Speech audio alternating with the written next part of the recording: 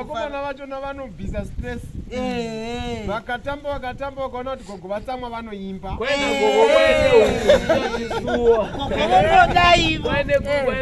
nehuku dzichakufunga imba huku dzichatifunga futi saka toendepi ngatigare saka ndandati madii kuchisvika musosho mawedzera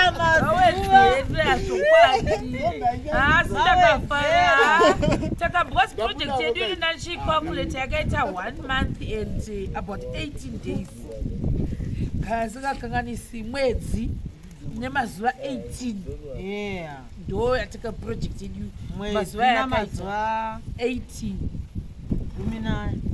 gumi nemasere mwedzi wose negumi nemasere mazuva ndizvo kureva kuti pakashandwa mbuya nekuti tiri kutarisa kuti pakatanga kuchekwa pakaiswa iyoyo amaiti nhai veduwe mofusirirei zvinhu zvakanaka zvinhu zvose kuramba muchingofudzira tikasimudza mudhuri waiva zvitina zviviri zviviri yatinoti 2 tikapedza tikaroverera tipakaiswa mazenge nhasi ndikati sekuru bheni munopurasita chimba ichi chakunaka kudai sokunonzi kunogara munhu sei vakakutsanangurira kuti toita zvinhu zvakanaka hatidi kumboti mvura ipinde munomo munopinda tsvina inobva mumba mukati inokubanje kana pakasara zvimwe zviya zvezvokuti zvinovharidzikira hazvikwanisi kungovhagwavhagwa here zvipere aiwa hazvo zvatoitida kuti tivharidzire zvinhu tofanira kugadzisa pane pakangoonekwa kuti pakadai panofanira kugadziswa pasere pakanaka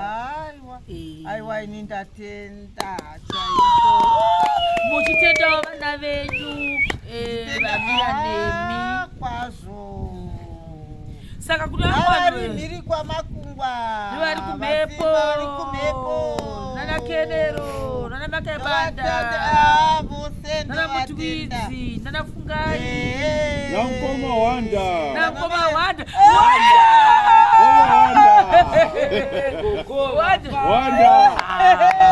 oiye vafara oimba orangarira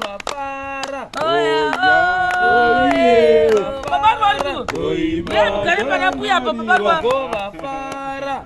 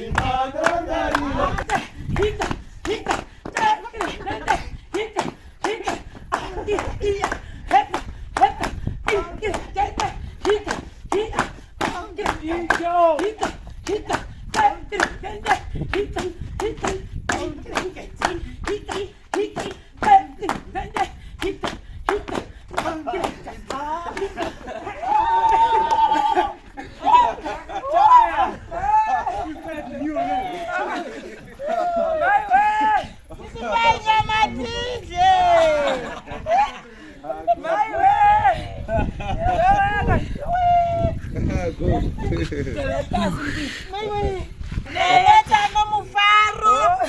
Ndaneta nomufaro. mai wega uyawana akadzokera hi mozodembwi Aiwa. mafara Ndafara. mangwana mune mutivisi preda gospel kuti ndakanakirwa navazukuru vangu manyara makumbo obhadza Wasiya wandirukisawo. musorere mbuya chaiwo madhiredzi Madrid. amuremei kweri Andiremekwe. muchienda kumundu Hakuna asingadi mcheni.